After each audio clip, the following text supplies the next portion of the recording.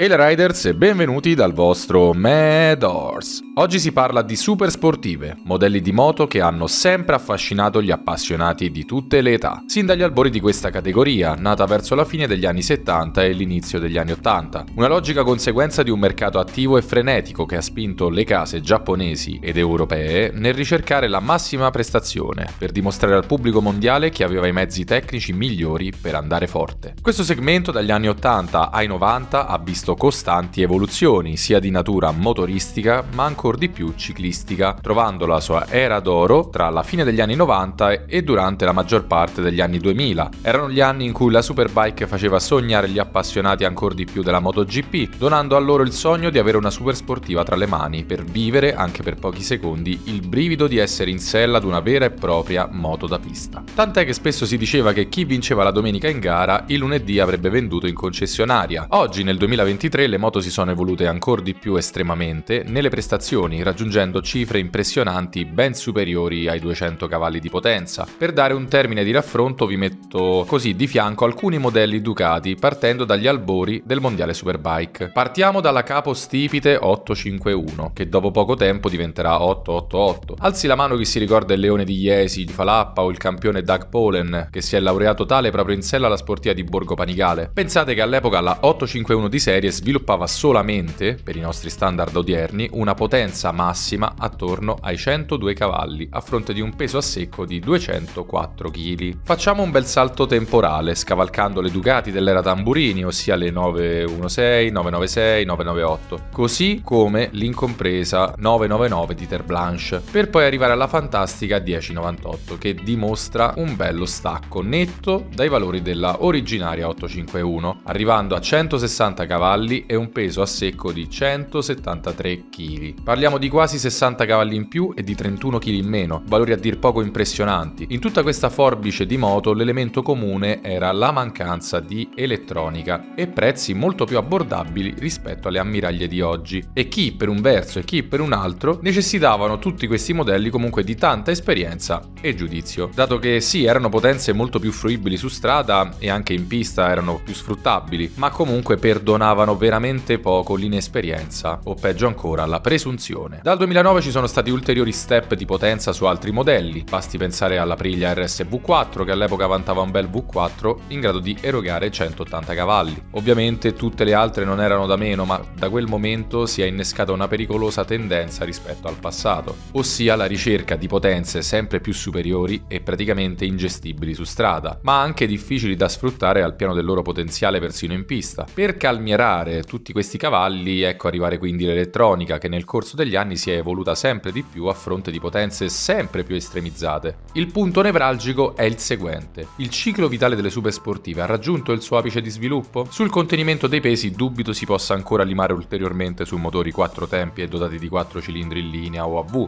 Consideriamo che Honda con il pieno su un CBR base di ultima generazione supera di poco i 200 kg. Discorso analogo per Kawasaki con la ZX10R, Suzuki con la GSX-R 1000 e per Yamaha con l'R1. Anche le europee sono più o meno su quella quota, con la BMW S1000 RR a 197 kg con il pieno, Ducati sull'estrema V4R è quella che taglia maggiormente raggiungendo i 193 kg, ma che sulla versione standard torna comunque sui 198, sempre in ordine di marcia, e persino Aprilia con la nuova RS V4 ferma la bilancia poco sotto i 200 kg. Le potenze oscillano tra i 200 e i 220 cavalli nelle versioni standard, e con tutta questa potenza da gestire con elettroniche sempre più evolute e raffinate, con diversi parametri in grado di modificare il comportamento della moto a nostro piacimento, hanno portato ad un aumento esponenziale dei prezzi. Basti pensare che una giapponese, in genere tra le sportive dai prezzi più abbordabili, nel 2023 le versioni base partono tutte da sopra i 20.000. Ora facciamo un esempio più tangibile. Prima una Honda CBR 1000 RR del 2007 e una Yamaha R1, sempre dello stesso anno, si aggiravano rispettivamente a 13.600 euro e a 13.990 euro per la seconda. Oggi una CBR 2023 base parte da 23.390 euro, mentre una Yamaha R1 da 20.699 euro. Una bella differenza di prezzo, direi, e la proporzione si mantiene anche per tutti gli altri marchi che producono super sportive. Quindi eccoci arrivati al punto che le super sportive in giro per strada sono sempre di meno, almeno nel bel paese, ma a giudicare dagli immatricolati anche nel resto dell'Europa il trend non sembra differente e le cause sono molteplici. Sicuramente la prima causa è il mancato ricambio generazionale, che ha affligge un po' tutte le categorie di due ruote. L'età media dei motociclisti avanza inesorabilmente, anche perché sotto diversi profili e soprattutto sulle supersportive il fattore prezzo incide particolarmente ed è difficile, in giovane età, soprattutto in Italia, avere un reddito adeguato per curare questa passione. Ricordando che sì, il nuovo costa tanto, ma anche l'usato, complice tutti i vari rallentamenti sulla produzione, ha raggiunto prezzi esorbitanti. Se ci spostiamo poi in pista, il discorso peggiora inesorabilmente, con costi di gestione ancora più elevati. Infatti abbiamo gli ingressi in pista tra i più cari, se non proprio i più cari di tutta Europa, e senza contare che in caso di danno su una sportiva di ultima generazione c'è da mettersi a piangere prima di iniziare a farsi asportare un rene per ripagare i danni.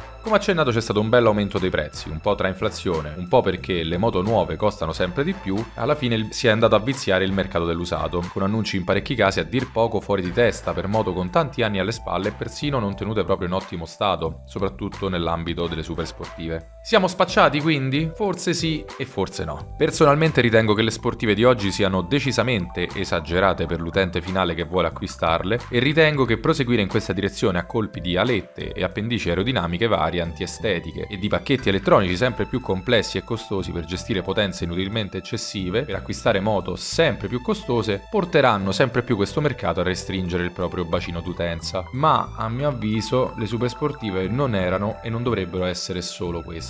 Con le ciclistiche sempre più raffinate sarebbe bello ad esempio ridimensionare le cubature. Vi ricordate quant'era funzionale e anche bello esteticamente il GSX-R 750? Una 4 cilindri arrabbiatissima, con più schiena di un 600 e con un'agilità superiore ai 1000. Adesso immaginate sviluppare motori su quella falsariga, riportando tutto a potenze gestibili, con pochissima elettronica e con i telai e le ciclistiche sempre più raffinate di oggi, magari concentrandosi particolarmente sul contenimento dei pesi. Poi, se vogliamo vivere proprio sogni proibiti, iniziamo a immaginare i motori due tempi, che altre case hanno dimostrato essere comunque omologabili secondo le asfissianti normative dell'Unione Europea. Ancora meno peso e ancora più esplosività, creando così delle moto di piccola, media cubatura, leggere e potenti. Queste due ipotesi sono pura utopia, ma attualmente il downgrade, dettato soprattutto dai mercati asiatici, ha portato all'arrivo di piccole sportive come la Yamaha R3 e la Kawasaki Ninja 400, anche se non hanno quel grado di raffinatezza delle sportive di cilindrate superiori. Adesso è subentrata la ZX4R come negli anni 90, un po' più raffinata, ma anche lì ci sono delle cose che insomma secondo me potevano essere affinate un filino meglio. Poi su questa moto ne parleremo più a fondo in un altro video. Ma ripartire comunque con un'idea di contenimento della cilindrata, come ho detto, non è sbagliata. Ad esempio qualche tempo fa provai la Aprilia RS 660. Prima di provarla la criticai aspramente, ma dopo il test mi sono dovuto ricredere, grazie ad una ciclistica raffinatissima in puro stile Aprilia. Tutta quell'elettronica che ha serve? No.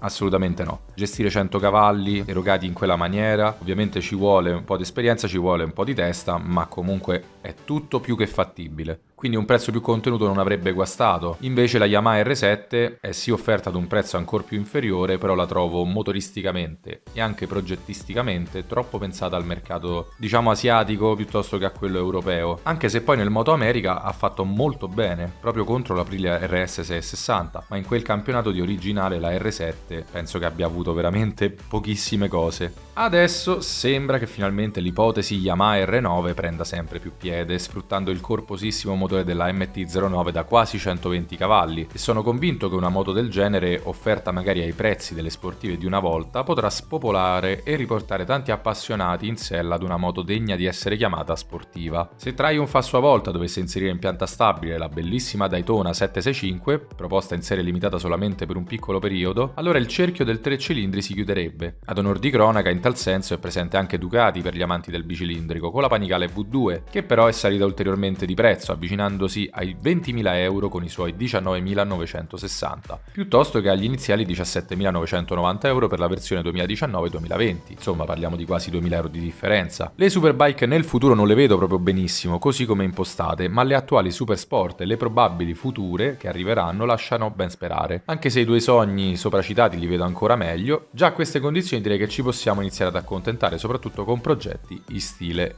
R9. Quindi gente, questo è quanto. Fatemi sapere qui sotto nei commenti cosa ne pensate. Avete una moto sportiva? Se sì, di che anno? La utilizzate solo strada, solo pista o entrambe? La pensate come me o avete un parere differente? Fatemelo sapere qui sotto nei commenti, sempre con il cervello acceso e con educazione e rispetto, sia nei miei confronti che degli altri utenti che commentano. Qualora poi non vi foste ancora iscritti, vi invito a farlo cliccando l'apposito pulsante e la campanellina subito a fianco per ricevere le notifiche e restare aggiornati sui miei successivi caricamenti. Se questo video vi è piaciuto, lasciate un bel pollice in su e condividetelo con i vostri amici, così li includiamo nella discussione e al tempo stesso aiutate la crescita del canale. Noi ci vediamo in un prossimo video. Un lampeggio dal vostro Medors!